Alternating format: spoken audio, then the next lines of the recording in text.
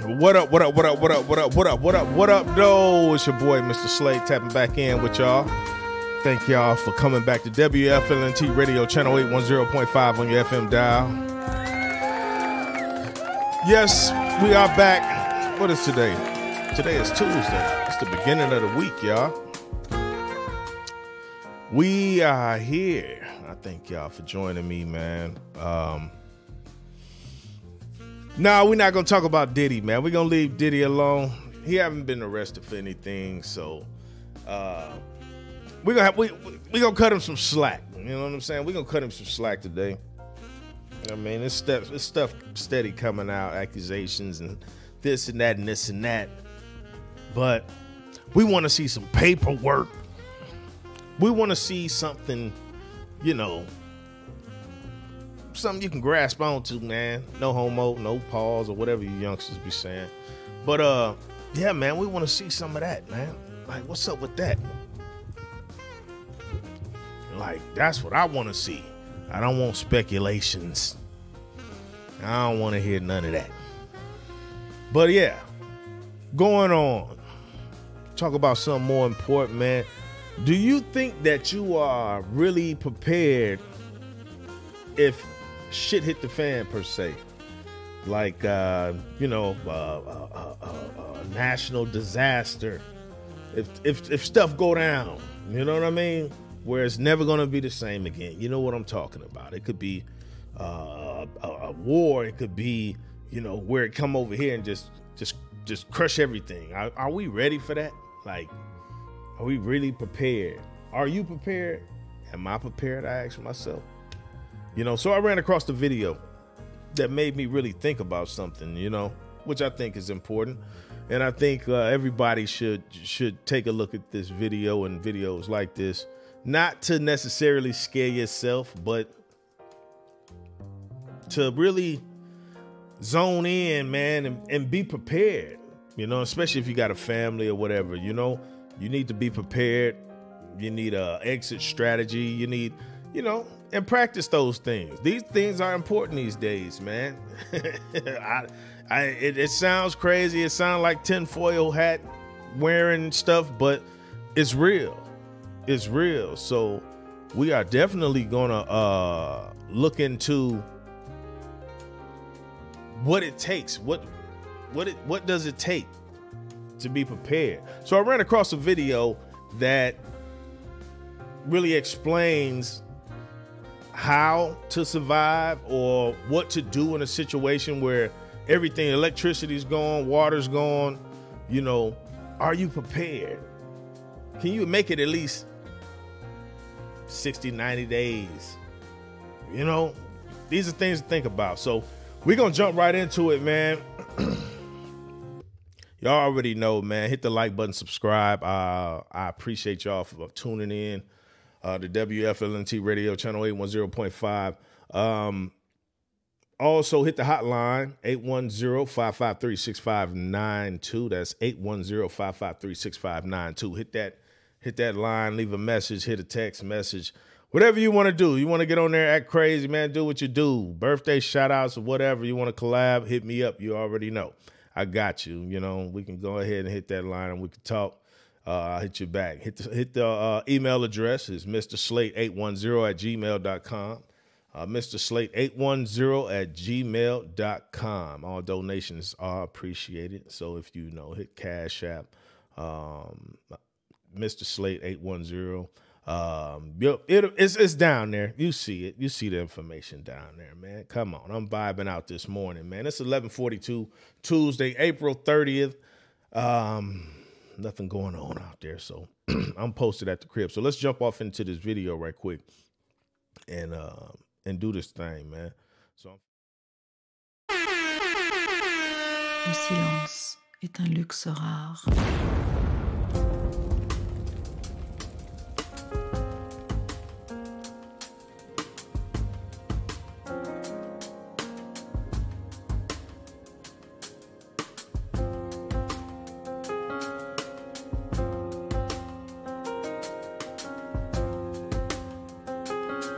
go. All right, shout out to City Prepping. City prepping. Hey, man, y'all can laugh at this stuff if you want to, but this stuff is real, man. I would definitely take a gander at it, as they would say. But let's check it out, man. Let's get into it. Any disaster on a national or global scale can quickly turn neighbor against neighbor. The calm social order you enjoy will be flipped on its head just after a few days. The sad reality is that most people aren't prepared to survive to next week if supplies were cut off, let alone for 90 days or more. There is, however, a timeline that generally follows disasters. Knowing this timeline can put you one step ahead of the herd and keep you safer amidst the chaos. This video will analyze the days, weeks, and months following a catastrophic national disaster. I'll tell you what you can expect along the way and provide you with solutions you will need to remain safe. Now, if you don't think this is important, like, he's asking if you can last for 90 days. That's something to think about, yo. That's something to think about. And most people aren't, because you don't realize, or you don't really think about it in your day-to-day life. You don't really think about it. You know, some people do, but there are people out there that do not think about it. They don't. They're just in their shell. They got a good life or a messed up life, and they're distracted. They don't know nothing about preparing for these type things, man. So let's go on, man, and hear what he got to say. Should be some good information. Let's check it out. Safe and survive. The first 3 days. Depending on the national disaster, the first 24 hours can be relatively calm. If you're in the aftermath of a storm or an earthquake, this is a period where people are emerging from what is left of their shelters and making sure they are unscathed. If it's a disaster like a national power outage, most people are still relatively calm. We put a great deal of faith in our government, public services, guard, and military to restore our world following a disaster. This period of calm can last for about 2 days. After that, things begin to reveal. And I think people are waking up from that. You know, I think people, you know, are not really trusting the government to really do things in their best interest anymore. You know what I mean? I think people are waking up and they're like, hey, you know, they're on their own vibe right now. So he right on that. How broken they really are. Stores that cannot process credit and debit transactions cannot sell to people without cash, and banks that cannot process deposits and withdrawals stop functioning. Just-in-time delivery services that replenish grocery and pharmacy inventories can't do so, and shortages of some items begin to occur. This fuels even more panic buying, which further exacerbates the problem. After 72 hours, people will begin to realize that help is not coming. I'm watching this for the first time like y'all, you know what I mean? So you look at it, this looks familiar. This is a familiar looking background or whatever you want to call it. You know what I mean? Because when COVID hit, yo, it was going down. It was going down. Look at that. Look at that. I remember grocery stores looking like that. I was on the road. You know, I got sick and came home, but yeah, man, it's wild, man. Let's keep going. Which further exacerbates the problem. After 72 hours, people will begin to realize that help is not coming and systems will not be restored. The stress level of the community will start to boil over. If stores haven't been looted yet, it will surely begin by the 3rd day, as those who fail to prepare will desperately try to grab up the resources they now realize they need. If you have prepared, you can avoid being caught up in this dangerous time of desperation. If you have not, expect to be stuck with the herd making runs on stores. Likely, the police will not be able to keep ahead of the crime. Local curfews will be established, perhaps even martial law. What should you know about and do in the first 72 hours? Your first 24 hours is a little bit of a golden window for you to act. You'll need to decide if you're going to shelter in place or bug out. You should immediately fill every container you have with water in the likelihood that pumping stations will cease to operate. Your water may be gravity fed with those enormous tanks you see on the hillsides around your town, but those will not be replenished in a prolonged grid down situation. If possible, you should gas up your vehicle. Within the first 24 hours, if you need to go to the store, do so with cash if there's any supplies you need to top. Yo, so the first 2 things, you get water and you get gas. Water and gas. Say it with me, folks. Water, gas. That's the first thing you get. That's the first thing you get. All right, so now we in the cut. We're trying to get some groceries. Top off. But again, only do this if you have no other option. Within the first 24 hours, if you need to go to the store, do so with cash if there's any supplies you need to top off. But again, only do this if you have no other option, as it is likely that people will be in a state of panic. So don't plan on this being your primary plan if you fail to prepare. Evaluate accordingly based on the knowledge of your local stores. In the first 48 hours, you should check in with your mutual assistance group if you've established these types of relationships. If you live in an apartment complex, you should coordinate a floor or building meeting to discuss posting guards at the entrances and other strategies to keep your building. Yo, I've always said that. Should be common sense. You know, you want to have something in place with your neighbors these days. You know, it sounds weird that somebody come to your door and present this to you like, hey, you know what I mean? You know, you don't want to go about it like that. You know what I'm saying? You want to get to know them or whatever the case is, I guess, and try to work that out. But this does make sense. You want to form some type of camaraderie because you in that area, they coming for me, they hitting your house next. So we need to come together and come up with something just in case something go down. Pay attention. Strategies to keep your building safe. Though phone and internet services may be down, apps like Bridgify that utilize mesh networks may still allow you to communicate with others or get news. CB or ham radios can provide you with critical communication abilities. So mesh networks, you know what I mean? You want to try to get your phone, if, you know, everything go out, the cell towers go out, everything go out, you know, you may be able to get some type of information through that. Let's keep it going, man. The CB should be part of your prepping supplies because they are very affordable and vital to communication capabilities. You should also monitor your emergency radio channels to assess the extent and area radius of the disaster and base your decision on whether to bug out or bug in based upon this information. If you have a police scanner, you can monitor the chatter to determine how the disaster's aftermath is unfolding. Don't give too much credibility to the word-of-mouth rumors and gossip. Especially don't base your decisions on this type of communication. Assuming you have prepped. Yo, this make you think about like when they was pushing like the zombie thing, you know what I mean? Y'all remember when they was pushing like the zombie thing and people thought it was like really finna happen. People thought COVID was going to be the one to make it jump off, you know what I mean? I remember hearing rings about that. But I mean, if you really let this sink in, man, this is some good information.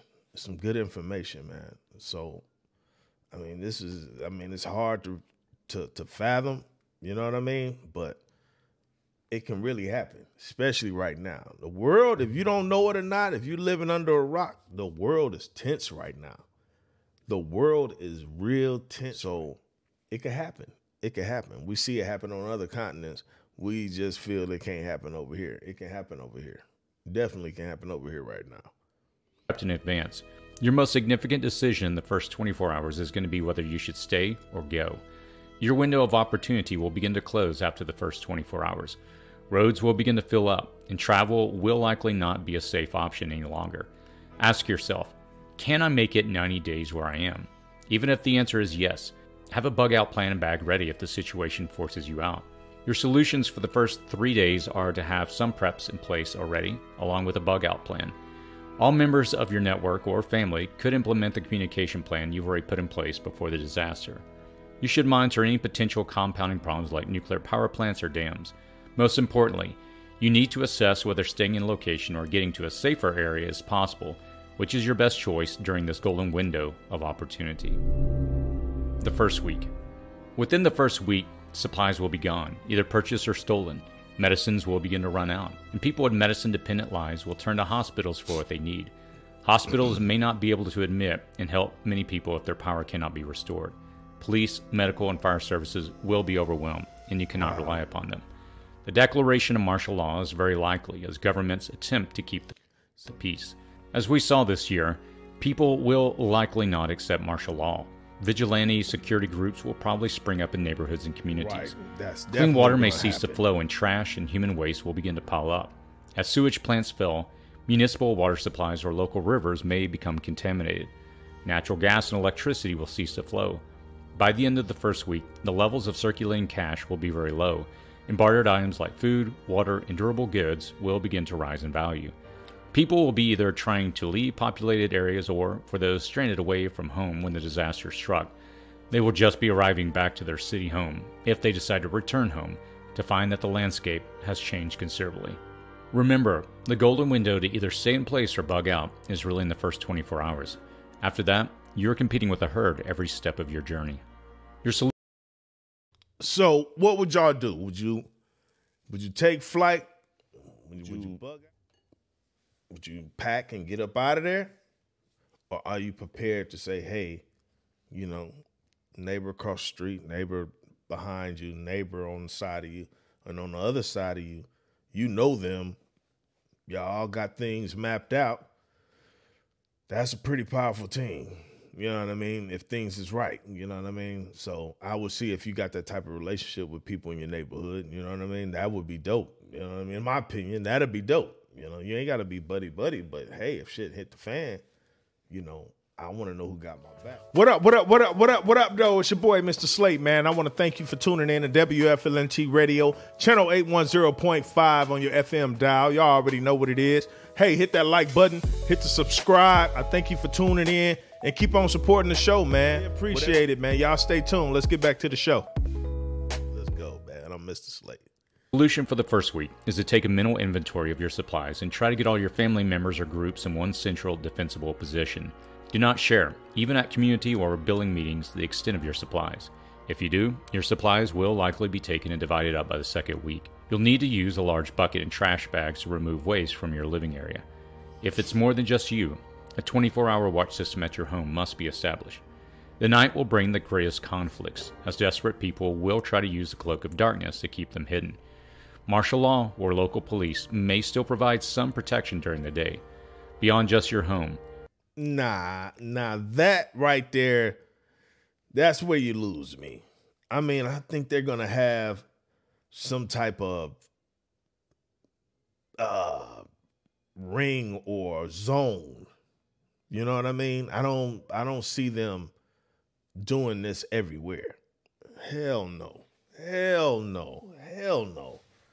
They'll have a certain zone blocked off where your license or whatever you got better say your address is over here or you ain't getting in there type shit. I don't know. But I damn sure know that they're not just going to be riding along seeing if people need help if stuff hit the fan like that. Hell no. Let's go. Know what is happening in your neighborhood and community. Stay in the well-trafficked areas if you have to venture out during the day. Second week. By the second week, crime, looting, and marauding will rise. Stores and pharmacies will have already been looted. Mutual assistance groups will spring up in some communities, neighborhoods, and buildings. These will vary from street gangs to militias to armed citizens. There could be conflicts between these groups, though they will likely be pretty respectful of boundaries in the early weeks. Your opportunity to travel has passed. Roads impacted by people fleeing population centers will be littered with abandoned vehicles and will be far too unsafe to travel. Many will be living out of their cars on rural land they could get to, and they will suffer being kicked out off that land by locals. International borders will be closed to stop the flood of refugees, and governments will issue stay-at-home orders, curfews, or attempt to relocate people en masse. With no sign of recovery, hospital and emergency workers will turn to their own families and communities.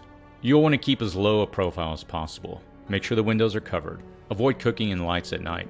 When cooking, add any spices after flame out to avoid releasing scents into the air. Hey, that's real. You know, like at nighttime, you shouldn't be having no bonfires. You shouldn't be roasting no hogs and no deer. You shouldn't be doing nothing like that. Not when stuff is like this is going on. Hell no. Because you're just like a beacon. Man, there's wolves out there, man. They looking. So it's the same effect. You want to be as discreet and quiet. You don't want to be loud. You know what I mean? You don't want to, like you said, having smells in the air. You know, no. Check him out. You'll need to purify any water you obtain that isn't part of your stores. Stay put and stay hidden. You'll not find food or medicine anywhere, so there's little point in venturing out. Your solutions for this period are to have the foods and medicine you need in your preps. If you formed relationships with your neighbors, now is the time to start discussing food rationing and how you'll work together if you're not prepared. At this point, you have all decided to hunker down, so you're all in it together. Never reveal all your supplies, but it will be crucial for you to have a large supply of food stored, as you may be the only resources your neighbors have. All right, so when it comes to your vital resources, your water, your gas, your food, like you want to help out, but you got to be selfish. You know what I'm saying? The first law of survival is, what is it? Self-preservation. Real talk. Like, you don't want to let everybody know, like, hey, you don't want to give people 100% of what you got, because you don't know. You don't know. You don't trust nobody 100% in a situation like that. I don't care. Nah, you don't do that. That's not it. But let's go. Always barter a cup of beans or rice or a couple of ramen noodle packets for things you know you will need in the weeks ahead. Right. If someone wants to charge their item with the solar generator you have, you should try to have some costs associated with that. Otherwise, they'll be at your door repeatedly using your resources. Avoid giving away your valuable preps for nothing in return. You should have medical kits and books to allow you to care for yourself and others. The loaning of prepping books you've already read and do not need a reference is the only exception, because you want your neighbors to be knowledgeable and not a burden. If sewage is down, you may need a community plan for removing waste from your living areas. Third week. By the end of the third week, seeing a car on the road or a plane in the sky will be a curiosity. If it's a car on the road, it likely will signify potential danger. Are there still no communication or signs of recovery? You'll be stuck where you are, and you should give up the prospect of any recovery at a national level. You'll have to rely upon your network for protection. Marauders will be an ongoing threat. It will not be safe to leave your network alone. If you and your group are to survive, your solutions are to delegate responsibilities based upon areas of expertise. Any current or former Leo or military... Hey, it's sad to say, man, it's hard to say that will work, to come together and build a network like that, to be able to fully trust someone at least 80% with everything. They know your ins and outs, their ins and outs. That's gonna be a difficult thing for people, because people are used to being in their own shell, in their own little thing. So it's going to be house for house, I think. I don't think now some communities and some I'm going to say communities. Some communities, yeah, they're going to stick together. You're not coming in here with that. I've seen it done before. Not in no rich neighborhood, not in the middle class. Let's keep going. Should be in charge of implementing a security plan. Anyone with medical training will have to provide those services. Again, don't reveal all your food stores, but contribute maybe a pound of beans and a pound of rice.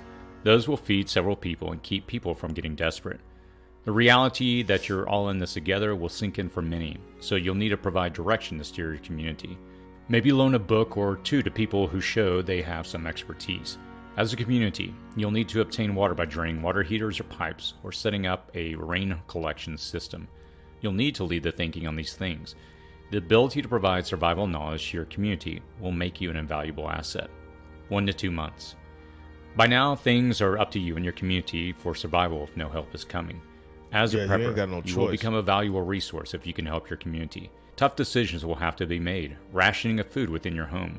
Roles will have to be established and skills brought to the table for everyone to work together. Many envision that after a significant disaster and no help is coming, that they'll simply be an island to themselves. The reality is that this will not be the case. People will know what you have, and if you haven't started forming ways to help others near you that can help you in return, you may have an angry mob at your doorstep. While many in the prepper community envision that they'll be fine making it independently, if you live in an urban or suburban environment, this simply will not be the case. Remember, manpower will be critical for survival. The notion of just sitting on a stockpile of food is simply not realistic, as others will figure out quickly who has food and who doesn't. Now, one of the reasons you don't want someone to come and, know everything you have is because they'll tell somebody else, and then they'll tell somebody else. Then they'll tell somebody else. And then they run out. Life or death situation. We all know he got all that food over there. You got to come up off that unless you got the proper stuff set up to kind of make them fall back. But you don't even want to get into that, man. Just keep your mouth shut what you got, if you got something. It is not. It is in this moment that working with and not against your neighbors will enable everyone to survive. 3 months. After 3 months, it will be apparent that rescue isn't coming. Governments won't restructure. After such a long natural disaster, any government that shows up in your city will not be there in a friendly helping capacity. It will be more feudalistic, community against community as they compete for natural resources and remaining resources. You're stuck where you are and may be subject to whatever jurisdiction rule holds the most power. So y'all seeing what's happening. It's human nature. It's human nature. It's what do they call it? It's like a tribal mentality. You know what I mean? That'll come back. You know, when things start progressing, people start building their communities back up. You know, you're going back to farming. You're going back to catching rainwater and filtering it, doing whatever you can, making trips to the river, doing whatever you can to survive. No more TVs, no more riding around and clubbing and going to play golf, and all that is gone. All of that is out of there. You know, you're just surviving. You're back to where it started, you know. So, you know, you got to protect yourself. You got to protect yourself. You got to protect yourself. Because they'll come and try to take your stuff, man. Real talk. You'll likely no longer be in a populous area. Either you left or they left. The death toll from a prolonged SHTF situation can only be estimated, but even in the low estimates, fully 1/3 of all the people will not survive in the first 90 days. Gone will be the elderly and anyone with a significant medical condition, those receiving medical treatment, or anyone in fragile health. Expect others to die from violence, starvation, dehydration, illness, travel, and exposure to the elements. The reality is that most people can't walk 10 miles, find food or water, or have the knowledge and skills to survive outside the fragile systems they rely upon. The world will look very post-apocalyptic, and either small communities will band together and rebuild by sharing labor, knowledge, and resources, or it will remain very fragmented. By now, you contribute something to the sustainment of your network community, and your community may have established trade or alliances with other communities. As much as it is common to think that as a prepper, you'll be able to go it alone, the reality is that you'll need a community to survive unless you're completely off-grid in the wilderness. Hell no. Ain't no way you'll make it by yourself. Unless you got, you know, special forces training, like Navy SEAL type shit, you know what I mean? Other than that, man, you need some help. You can't go nuts. You can't go out in that type of environment by yourself. I don't care who you are.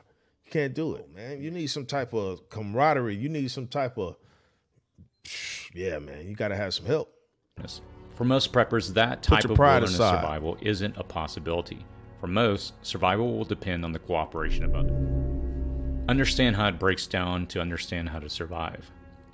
There will be no electricity, no water, no hospital, no government, dead telephones, and no internet in a prolonged grid-down situation. Know your location and assess your place before you find yourself in such dire straits. Ensure you have paper maps and know the areas of nuclear power plants and dams which may also fail. Knowledge is power. So having police scanners, radios, television, CB radio, ham radios, and some word of mouth will be critical. Any information you can obtain from these resources will be useful. Running water will stop. Pump stations will stop. Gravity-fed water, those big tanks on the hills you see, will continue to flow for a while, but they will run out since they are not being replenished.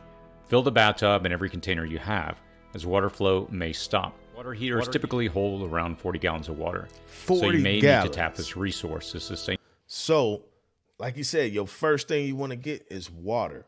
That's the first thing you want to get. I didn't even know that. I didn't even know you can go in your water heater if all else fails and you got 40 gallons of water that you can potentially survive off of.